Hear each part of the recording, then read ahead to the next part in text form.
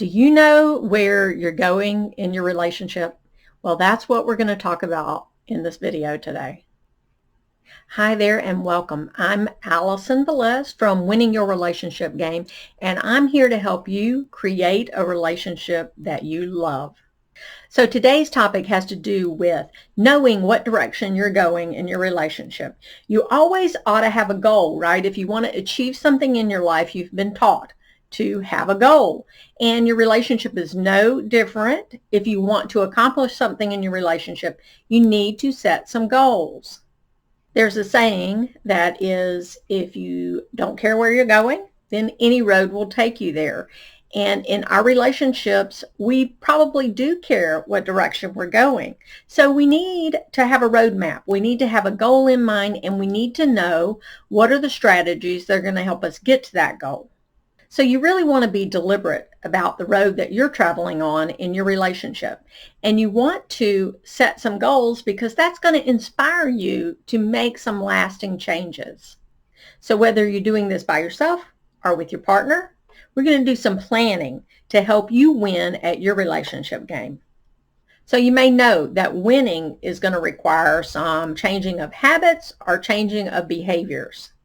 And there's just so much research out there now about what behaviors contribute to winning relationships that we don't have to guess about this. We can use those tested methods to have some strategies for you and your partner to put into place in your relationship. And we're also not going to rely on willpower because willpower is fallible. And we can talk a little bit more about that. But we want to use proven strategies to help us work towards the goal that we set for our relationship so we know what direction we're going. So I like to work with setting your initial goal by calling it your relationship motivation statement. So the relationship motivation statement is, how do you want your relationship to look when it's like nearly perfect? You know, what is it going to look like for you? How would you describe it? And this will be where we start with setting goals.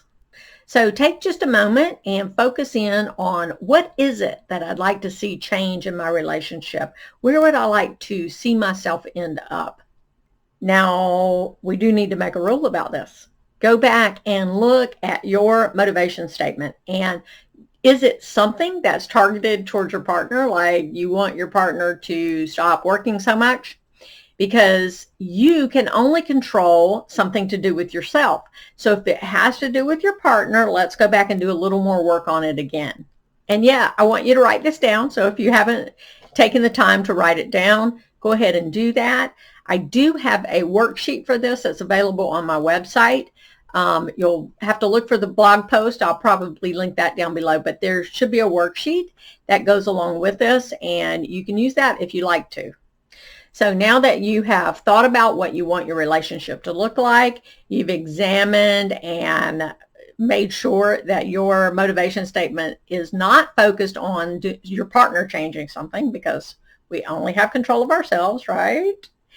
We're going to look at that and see if that is a goal that we can work for. So this is just our foundation. So it's probably going to be pretty broad right at this point. We're just getting into building our foundation, right? So as we go along, we may need to change it. We may need to tweak it. We'll see how it works, if we need to refine it just a little bit, but we just need a good starting place. So having that goal is a good place to start, a really good place to start. But to really get motivated towards that goal, we need to answer the question about, why is that goal important to us? So let's kind of talk about that a little bit. I know that you can tell just from the name of my website, Winning Your Relationship Game, that I like to have fun and I like to inject a little fun into everything that I do. I'd like to play just a little bit of a game with this. So there's a business concept, and it's called the 5 whys. And so I like to apply that here. So we are going to take our motivation statement, our relationship motivation statement, and we are going to ask ourselves 5 levels of why about this motivation statement, because we really want to tap into what's important about this. So before we get started with this, to give you an example, I need to give a relationship motivation statement. So my personal relationship motivation statement might be, I want to feel closer to my partner. So you see, that's pretty broad. That's really broad, but it's a good goal, right? We can agree that that's probably something that most of us want. So I'm going to go through the 5 levels of why to really refine why this is important to me. Why is it important to me to feel close to my partner? So it'll become more clear as we go along, but I'm going to ask myself, why is that important? And then when I get that answer, I'm going to say, why is that important? And when I get that answer, I'm going to keep going through 5 levels of why.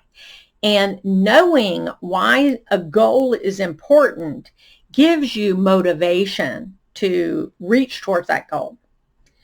You may have heard me say that the secret to accomplishing anything, any behavior change or reaching any goal is consistent and persistent action. So we want to be moving towards this goal consistently and persistently, and we're going to get tired of doing that once in a while. So if we can refer back to the why we're actually moving towards that goal, then that's going to give us more motivation to keep moving. Now, as I do this, it's going to feel like I'm pretty much rushing through it. I don't want you to rush through it. I want you to really sit with each level and get down deep in there, okay? Superficial answers may pop up at first, but those aren't the ones we want. We want the really meaningful juice in this situation, all right? So we're going to walk through it, and you'll see, I hope you'll see what I mean. So in case you forgot, my personal relationship motivation statement is, I want to feel closer to my partner. So I'm going to ask myself the first why. Why is it important for me to be closer to my partner? So we each would have our own answer for that. And since this is mine, I get to say what my answer is. So the reason that I want to feel closer to my partner is because that feels really good. I like it. I like it when I feel connected to my partner and we seem to be close and in sync on things. So it feels really good. That's my why, my first level of why. So the second why is it important for me to feel good about feeling close to my partner? Well, my answer is around safety. It feels safe. When I feel close to my partner, it feels really good. I feel really safe and comfortable. So that security that comes with being in a strong, close, supportive relationship is a stronger why to me than just feeling good, because there's a lot of things that would make me feel good. But I want that closeness, that security of being closer to my partner. So the next level of why is it important that I feel secure in my relationship? Because my answer to the last why was feeling good in relationship makes me feel secure. So why is that important to me? That's the next why. And then the answer to that is because it reduces my anxiety about being in a relationship. It makes me feel like I belong. I have someone that I belong to, and he belongs to me. And you may know that I believe that. I believe that we are built to belong in a group, in a community, in a relationship. Humans are built to belong. That sense of belonging soothes a very deep primal part of me. The next fourth level of why is it important for you to have reduced anxiety and belonging in your relationship? And for me, it's so that I can feel relaxed and able to freely be myself. We've all been in situations where we can't fully be ourselves, and that takes a lot of energy. And I don't really want to spend as much energy as I would have to exist in my relationship not fully being myself. So that's very important to me.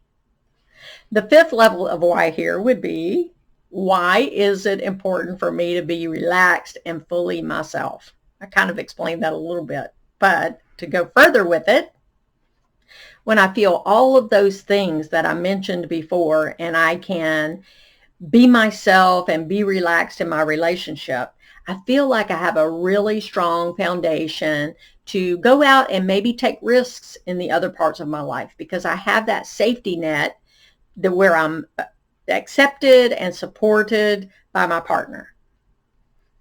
So I hope that walking through that illustrated to you how the process goes, and you're the only one that really can answer those questions for yourself, but that reveals a lot to you about me, what I feel is important in a relationship and why I feel those things are important.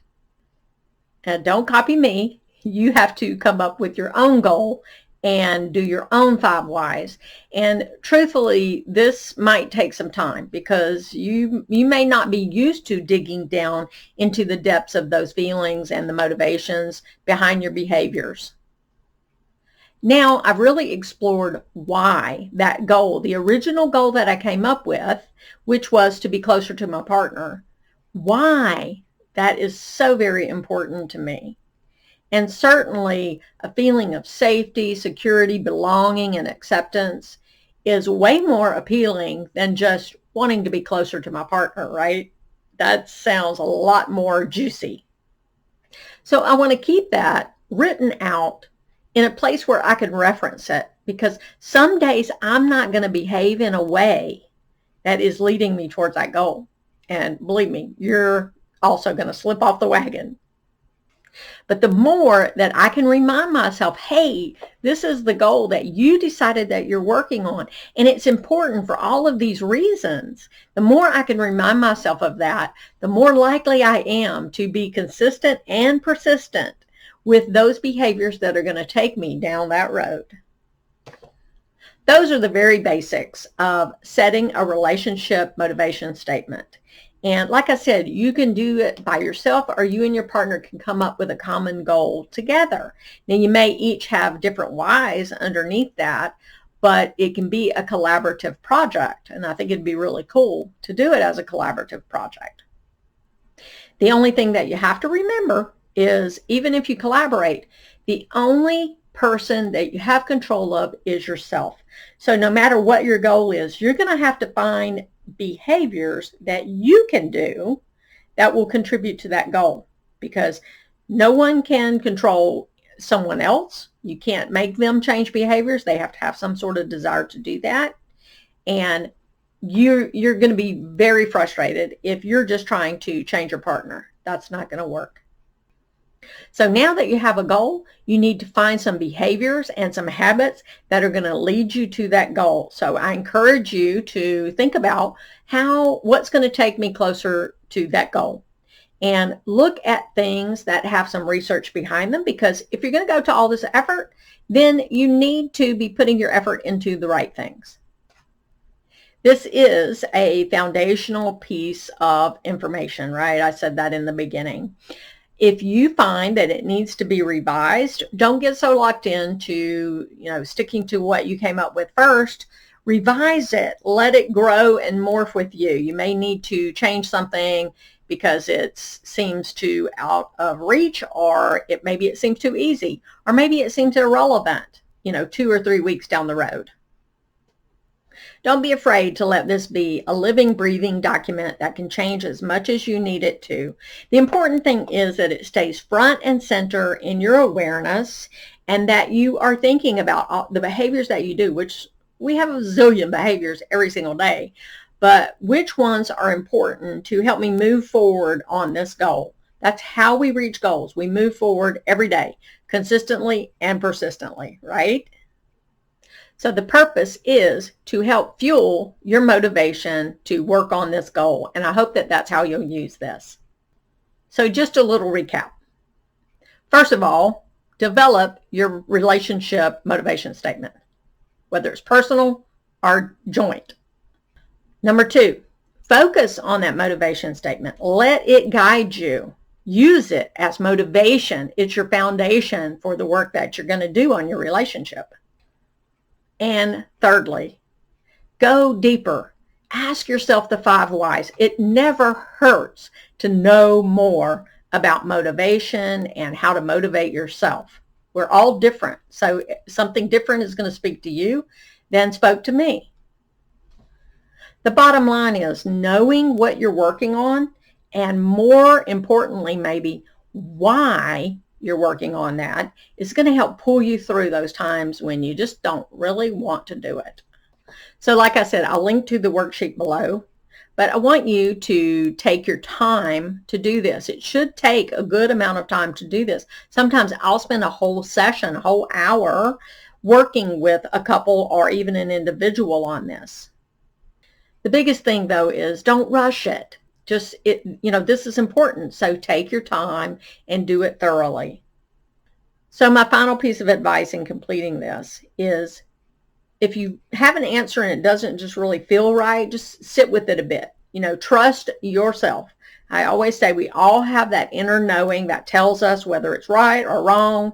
And if it doesn't feel right, then keep looking, keep poking around in there and find something that does feel accurate and true for you.